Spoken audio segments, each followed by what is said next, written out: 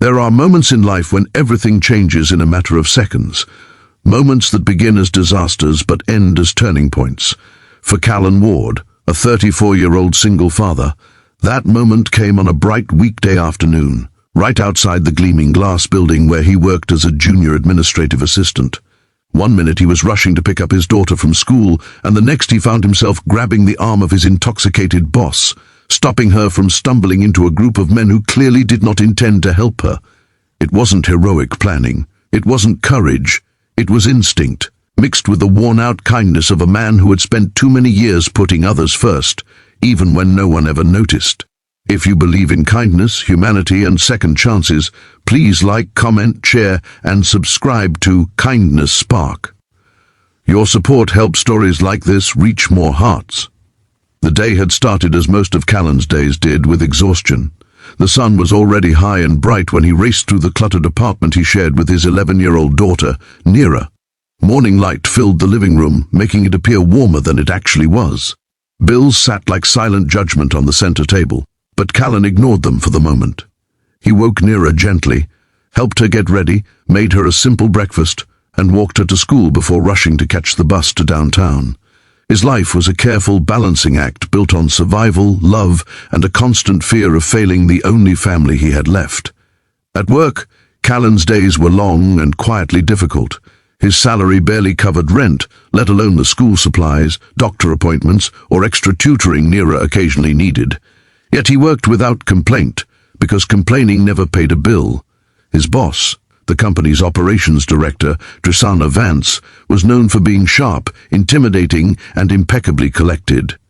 People described her using words like laser-focused and unshakable. To Callan, she was simply unreachable, another executive who lived in another world. A world with money, power, and influence. A world he had learned to admire from afar but never imagined stepping into. But everyone carries weight unseen by others. Adrian had been looking increasingly tired over the last month. Small signs the staff whispered about, missed lunches, tense meetings, and one moment when she stared too long at a blank wall as if trying to remember something important. Callan, though observant, kept his thoughts to himself. Office politics were dangerous for someone like him. On that bright afternoon he was supposed to leave early to pick Sera up because her school ended early for a teacher's development day. He rushed down the building steps only to freeze when he saw his boss leaning heavily against a taxi stand pole, her hair out of place, her eyes dazed. She was clearly intoxicated, something completely unlike the polished, strict leader he knew. At first he hesitated. It wasn't his business. He had somewhere to be. But then he noticed a group of men not far away watching her, exchanging glances, smirks forming. His heart thudded. He didn't have time to think. He only knew one thing: trouble was seconds away. He walked straight toward her, calling her name softly to avoid drawing attention. When she didn't respond, he stepped between her and the men, gently supporting her before she collapsed. One of the men yelled something mocking, but Callan ignored it, shielding her as he guided her toward the edge of the curb. He signaled a cab, praying one would stop. The sun was scorching, reflecting off the pavement. Sweat ran down his temples, but he kept his voice steady as he reassured her. She mumbled incoherently, a few pieces about a fight with her mother, something about loneliness, something about everything being too much. There, in that blazing daylight, he saw something he had never expected: vulnerability. Her driver wasn't answering, and Callan knew he couldn't leave her there. So he made a decision. One that would cost him more time, more energy, and possibly even his job because he was already late picking up Sera. But doing nothing would haunt him forever.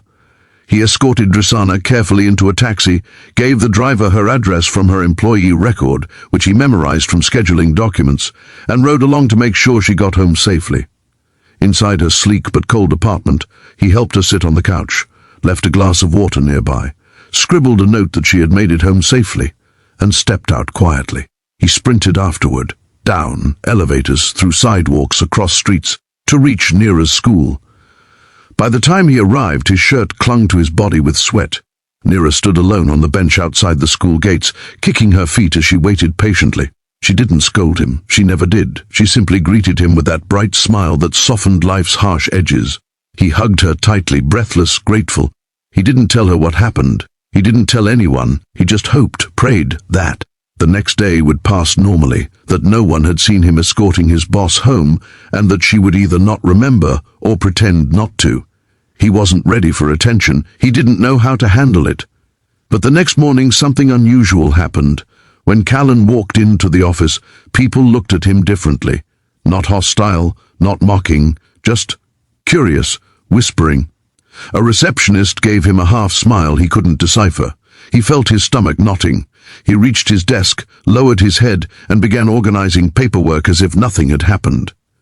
Then, 5 minutes later, the entire office fell silent. He didn't even have to look up to feel the weight of her presence.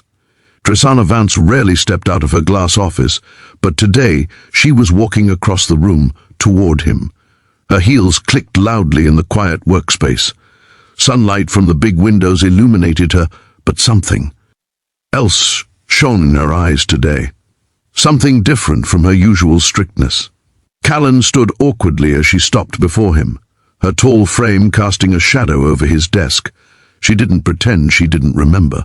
She didn't brush him aside, and she didn't let him shrink into invisibility, which was his daily habit. Instead, she placed both hands firmly on his desk and said, in a steady voice that everyone heard, "Callan, thank you for saving me yesterday. Truly, I owe you more than I can express." The office gasped like a single synchronized breath. Callan felt his face heat, embarrassment